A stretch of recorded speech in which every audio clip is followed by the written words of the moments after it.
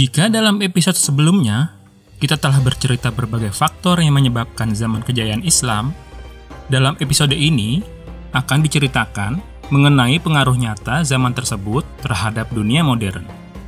Selain Ibnu Sina, zaman ini juga menghasilkan ilmuwan-ilmuwan lain yang tidak kalah penting seperti Al-Kindi yang dipercaya Khalifah Al-Ma'mun sebagai ketua tim penerjemah naskah-naskah filsafat kuno dari Yunani dan Romawi di Bait Al-Hikmah.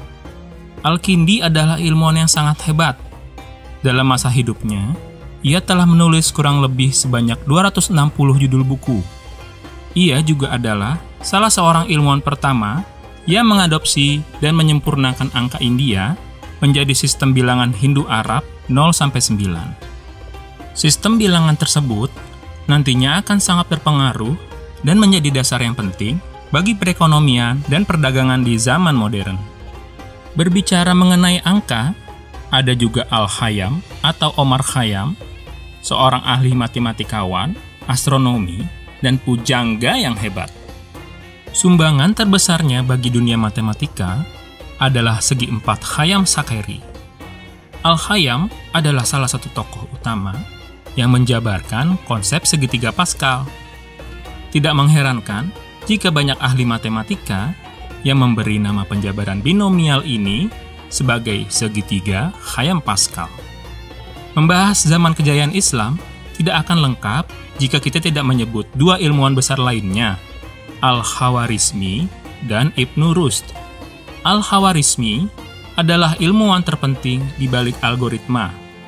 Kontribusi terbesarnya adalah mengembangkan pendekatan khusus untuk memecahkan persamaan linear dan kuadrat, yang sekarang kita kenal dengan nama aljabar.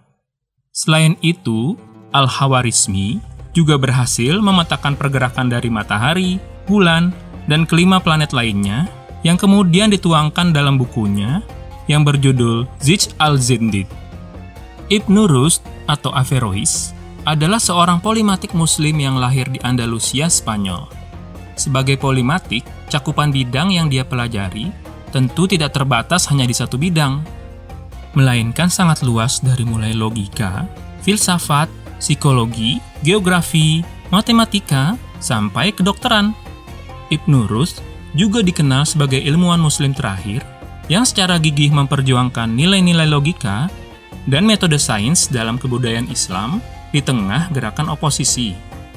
Salah satu tokoh terpenting di gerakan oposisi tersebut adalah Al-Ghazali. Ia adalah tokoh yang menyatakan bahwa pencampuran ajaran filsafat Yunani dari zaman Aristoteles hingga Avicenna dan Al-Farabi itu sesat, karena menurut pandangannya tidak sesuai dengan ajaran Islam.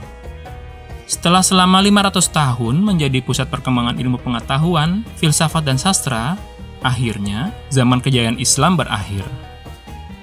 Ada banyak hal yang menyebabkan kemunduran dari peradaban Islam, namun ada beberapa penyebab yang menonjol. Antara lain, kritik Al-Ghazali yang menentang pengaruh filsafat Yunani yang menjunjung tinggi logika dalam penalaran ilmu dalam peradaban dunia Islam. Pada saat itu juga, umat Islam mulai kehilangan rasa ingin tahu tentang ilmu pengetahuan. Faktor lain dari kemunduran peradaban Islam yang tidak kalah penting yaitu keberhasilan serangan militer Mongol dalam mengalahkan militer Khwarezmiyah. Kejatuhan dinasti Khwarezmiyah terhadap pasukan Mongol membuat wilayah kekhalifahan Abbasiyah menjadi terbuka bagi serangan Mongol. Hal ini tidak mengherankan, karena pasukan Arab harus menghadapi serangan pasukan Mongol yang terdiri dari pasukan multinasional. Pasukan ini memiliki berbagai cara dalam menyerang pertahanan kota-kota di Timur Tengah. Dalam serangan pertamanya, mereka dipimpin langsung di bawah Genghis Khan. Serangan kedua dari pasukan Mongol dipimpin Hulagu Khan, cucu dari Genghis Khan, yang setelah berhasil mengalahkan organisasi Hassasian, memutuskan untuk mengarahkan pasukan Mongolnya menuju kota Baghdad. Menolak untuk tunduk terhadap kekuasaan Mongol, Kekhalifahan Abbasiyah memutuskan untuk berperang melawan invasi. Namun, kemampuan militer Mongol yang jauh lebih unggul, baik dalam hal pengalaman maupun persenjataan, berhasil meluluhlantakkan pertahanan Baghdad. Dari sejak dimulainya pengepungan kota Baghdad, yaitu di 29 Januari, pasukan Mongol hanya membutuhkan beberapa hari untuk membuat kota Baghdad menyerah. Tanggal 13 Februari, pasukan Mongol memutuskan untuk menghancurkan kota Baghdad, lengkap dengan perpustakaan dan pusat ilmu pengetahuan paling lengkap saat itu, Bait al-Hikmah. Untungnya, ratusan ribu manuskrip dari Bait al-Hikmah sempat diselamatkan oleh Al-Tusi ke Observatorium Marageh Azerbaijan, yang kemudian menjadi salah satu sumber referensi dan inspirasi dari ilmuwan-ilmuwan Eropa pada zaman Renaissance dan Enlightenment. Berbagai peradaban dunia selalu timbul dan tenggelam. Namun jika berkaca dari sejarah, kita bisa menyimpulkan bahwa zaman kejayaan hanya bisa tumbuh di tengah masyarakat yang mau berpikir terbuka, rasional, toleran, dan haus akan ilmu pengetahuan. Siapkah kita membangun zaman kejayaan berikutnya?